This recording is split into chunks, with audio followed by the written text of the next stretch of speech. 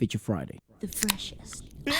Hello and welcome back. Today we're going to be checking out some videos from an Instagram page that you guys have been spamming me with. I love this page because it's how songs are made in Bollywood. And we have a ton of videos here to check out. One of the first ones that I actually wanted to check out because Waleska was very curious about this is how it sounds in the actual scene. On set. Because like Ranbir Kapoor, for example, he's not a singer. He's an actor. But it looks, if you look at his larynxes, if you look at his throat, if you look at the way he's engaging in like Fire Kun, that, you know, the fucking rock star movie. He is singing. So Waleska was always curious about how that sounded. I have an idea, right?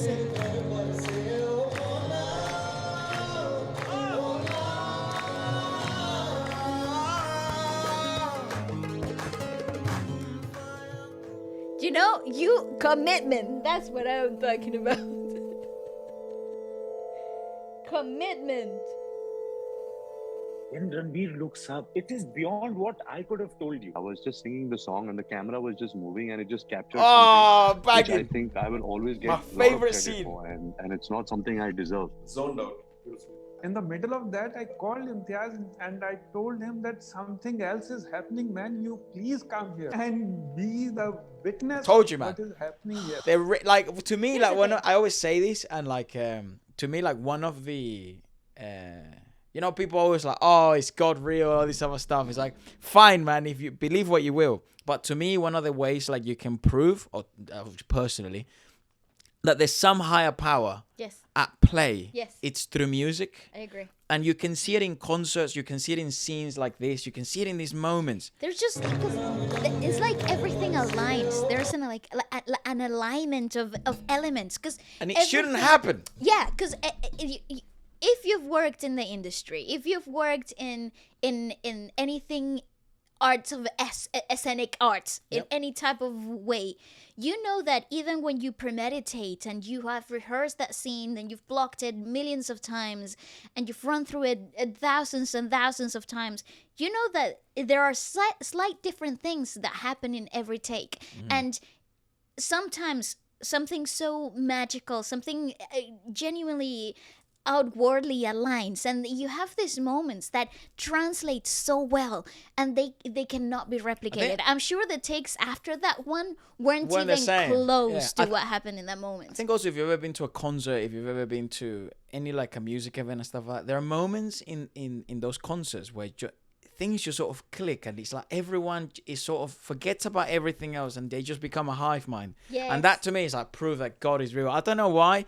but it's like an emotion, it's like a thing that is like, what the fuck is this? And you're just a speck in the universe in comparison to everything else. It's just sick. Anyways, this is also how Kalanke was made. Ooh, okay. Kalanke, which is like for the movie Kalanke, which apparently is a movie shit. But the song is... Oh, I love...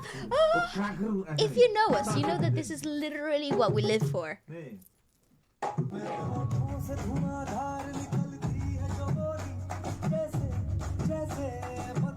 It was pre-time, right? Yeah. So they do it in live room recording. Yeah, that's what I always thought. Yeah. That's what I always thought.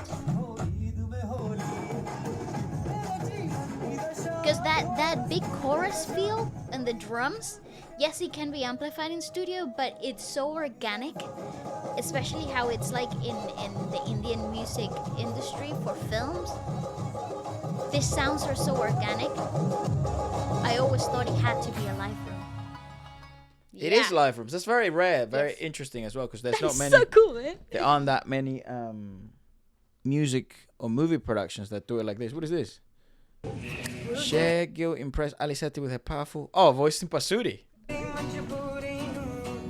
That is the studio where they did Coke Studio. Yeah. It's not Coke Studio Pakistan though, isn't it? It is, yes.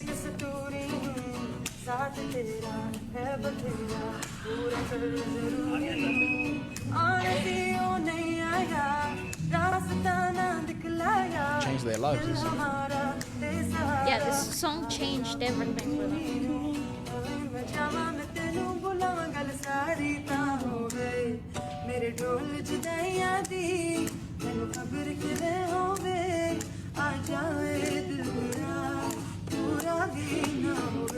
Such a good melody.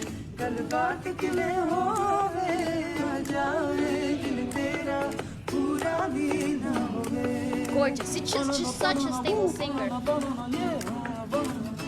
I've This always is said good. that. I've always said that. Since the first time we reviewed Basuri, I said that she was such a formidable singer, like somebody that you could really rely on, because the texture and her actual tonality, her being an alto, gives her so many advantages for live and in studio music. There's also in the studio.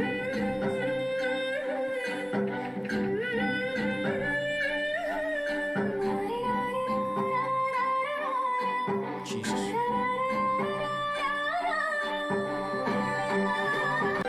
And that's her in studio.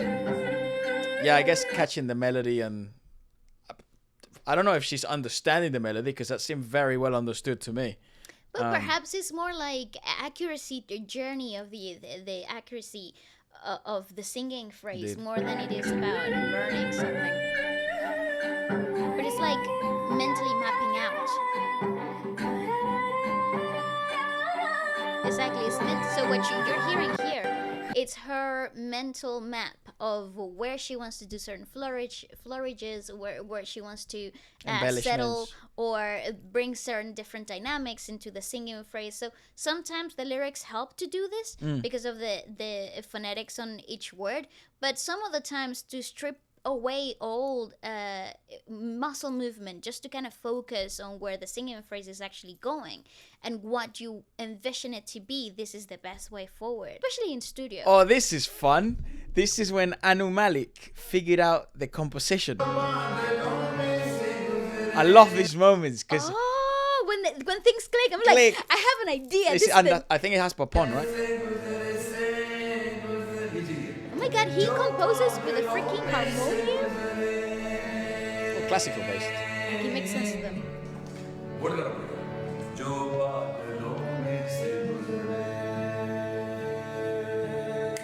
I love Papon.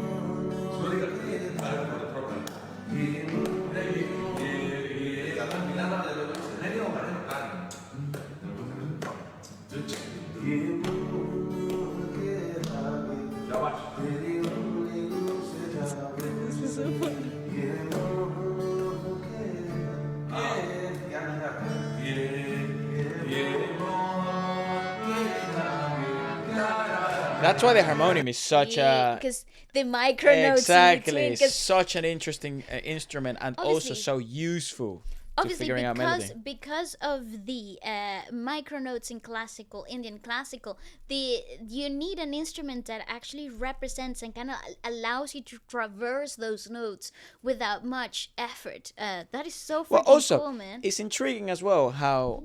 So... In the music world, there's many different personalities, right? And like you look at, for example, someone like Papon, he's such a tender human being. Obviously, his voice carries so many emotions, and I presume personality-wise, he's probably like that as well, because he does become a vessel for those emotions, for the lyricism, and he becomes a vessel of these composers and these songs that are written for him, composed for him, or with him in mind. And then you have like someone like Anu Malik, right? Who's like a completely different style of personality, type of personality. He is the director, the composer. He can also sing, but he is the creator here and guiding Papon along the way. And you see both personality contrast and how you're required, basically both of them, to be at their maximal self.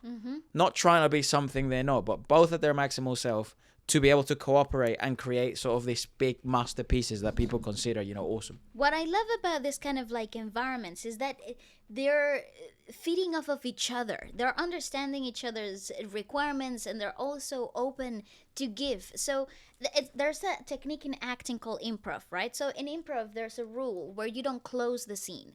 To close the scene is to kind of like give a negative or close the opportunity for more to build.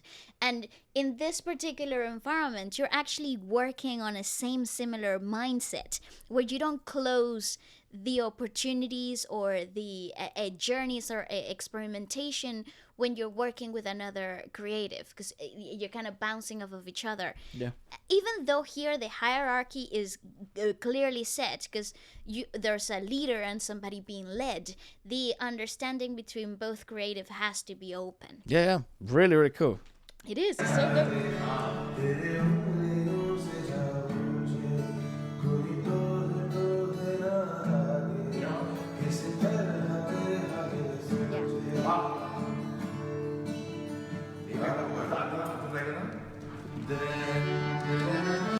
Oh, more. Yeah, I want their this full to be fucking longer. version. He commented on the thing as well. He said, "Thank you for the love."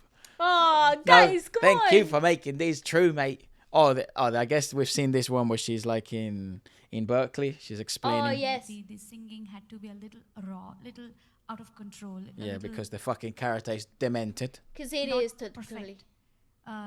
Just you know, the मेरे ढूंढ मेरे तारना फिजा में बहेंगी जिंदा तारना होके फना. Do you know what's also really It's an interesting? over-embellished song. No, and you know what I want to make really clear here? There are certain notes and there's certain muscle memory triggers that get implemented when you're recording, because you do the same phrase and you do the same embellishment over and over and over again until the director or somebody who's on the other side of the booth gives the tick of, okay, that's great, let's move on.